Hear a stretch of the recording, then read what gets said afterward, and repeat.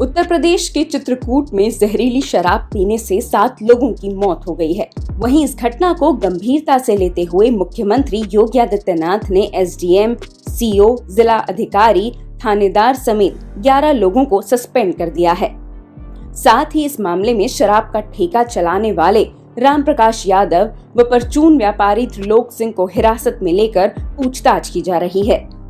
कल कुछ जैसे ही बहुत सीरियस कंडीशन में कुछ पेशेंट्स आए हुए थे, उनको तुरंत अपना सीएससी राजापुर में उपचार किया गया और उपचार के बाद तुरंत एम्बुलेंस में बैठा के उन्होंने वहाँ पे SR मेडिकल कॉलेज में इलाहाबाद में शिफ्ट भी कर दिया था। तो कल इस तरह से कल 5 मौत हो पाई थी और आज 2 और का समाचार मिला हुआ है। 3-4 गाँव में लगातार से केसेज निकल रहे हैं और हम लोग लगातार उस पर नियंत्रण रखे हुए हैं, बात कर रहे हैं। हमारी सारी टीम लगा दी गई हैं। आज इस तरह का कोई केस नहीं आया, सुबह से अभी तक कोई मेरी नॉलेज नहीं है। थाना राजापुर पर धारा 302, 420, 67, 68, 328 और एक्साइज एक्ट के अंतर्गत अभियोग पंजीकृत किया गया 7 व्यक्तियों के विरुद्ध, जिनमें से 4 व्यक्तियों को गिरफ्तार कर लिया गया। ये सरकारी ठेका जो कि RP यादव के नाम पे था, उससे शराब लेकर लोग गाँव में बेच कर पीते थे।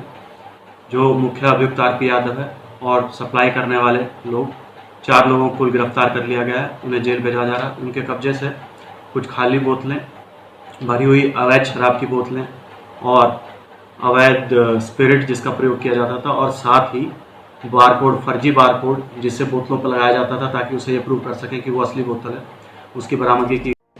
सुप्रीम कोर्ट ने लोन मोरेटोरियम मामले में अपना फैसला सुना दिया है। सुप्रीम कोर्ट ने कहा कि लोन मोरेटोरियम की अवधि के ब्याज को पूरी तरह माफ करने का आदेश नहीं दिया जा सकता। जस्टिस MR शाह ने ये फैसला सुनाते हुए कहा कि पूरे ब्याज को माफ करना संभव नहीं है, क्योंकि इस फैसले का असर डिपॉजिटर्स पर पड़ेगा।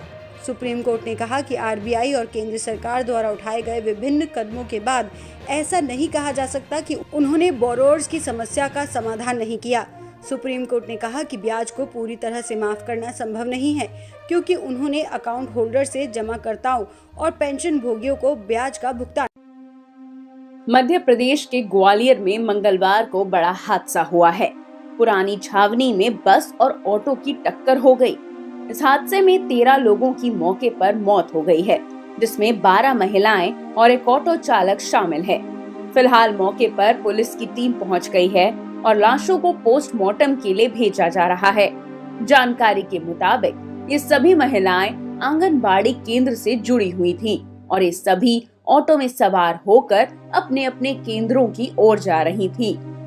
ये बस जो है ग्वालियर से मुरैना की ओर जा रही थी और जो ऑटो है ये ग्वालियर के बाहरी इलाके से अंदर की ओर जा रहा था। दोनों में आमने सामने की टक्कर हुई है। बस वाले ने जो ऑटो को टक्कर मारी, उस पर 12-13 लोग की मृत्यु की खबर है। मौके से बॉडीज़ को हॉस्पिटल रवाना किया गया है और आगे कार्रवाई की जाएगी। वहीं बता दें, घटना पर CM शिवराज सिंह चौहान ने दुख व्यक्त किया है। उन्होंने मृतक के परिजनों के लिए 4-4 लाख रुपए के मुआवजे का ऐलान किया है। मुख्यमंत्री ने सभी घायलों को 50-50 हजार सहायता राशि देने के साथ जल्द स्वस्थ होने की भी कामना की है। साथ ही पीड़ितों को हर संभव मदद पहुंचाने। आज हिंदुस्तान के सामने एक बहुत बड़ा सवाल है कि बांग्लादेश की इकोनॉमी हिंदुस्तान की इकोनॉमी से आगे कैसे निकले।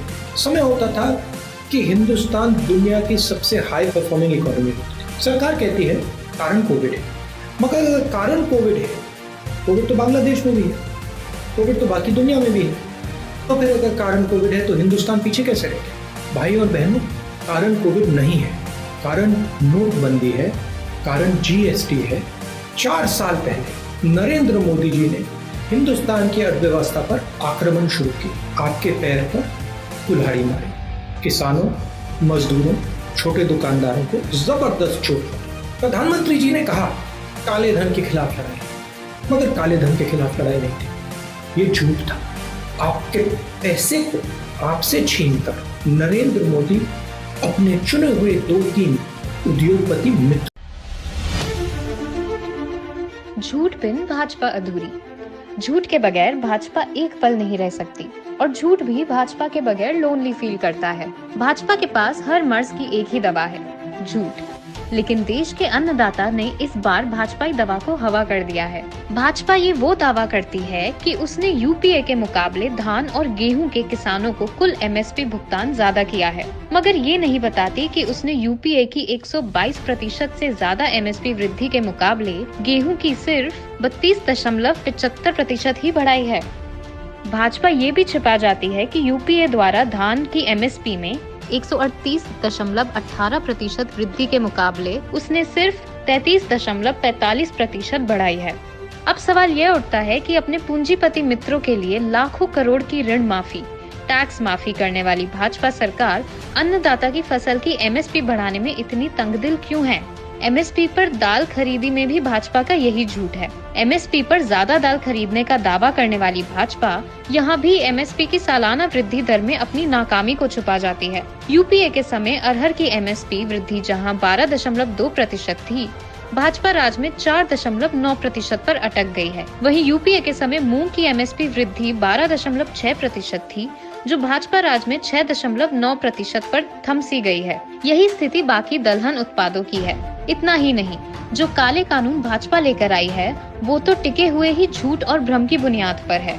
भाजपा का दावा है कि प्रतिस्पर्धा के कारण किसान को मंडी में या किसी और को अपनी फसल बेचने की स्वतंत्रता होगी। ये दावा तो यही खोखला साबित हो जाता है कि निजी क्षेत्र की घुसपैठ के बाद मंडियां बचेंगी कैसे, और अगर मंडियां नहीं बचती तो राज्य को आर्थिक नुकसान होगा और उसका खामियाजा ग्रामीण विकास पर रोक के रूप में भुगतना पड़ेगा। साथ ही एमएसपी का अस्तित्व ही संकट में आ जाएगा। खेत में मोल भाव की सुविधा का जो दावा भाजपा कर रही है वो तो कॉन्ट्रैक्ट फार्मिंग के जरिए अंग्रेज हुकूमत के बंधुआ कानून की वापसी है। किसी को भी मनचाही फसल बेचने का भाजपाई दावा कोरा भ्रम है, क्योंकि अगर किसान के पास बाहर जाकर फसल बेचने का विकल्प ही खत्म हो जाएगा तो उसके पास कीमत तय करने और सौदेबाजी का अधिकार ही खत्म हो जाएगी। कुल मिलाकर इस किसान आंदोलन ने भाजपाई झूठ का पर्दाफाश कर दिया। यही कारण है कि भाजपा इस आंदोलन को बदनाम करने पर तुली हुई है, लेकिन देश अन्नदाता के साथ है। भाजपा का हर झूठ परास्त होगा। जय हिंद।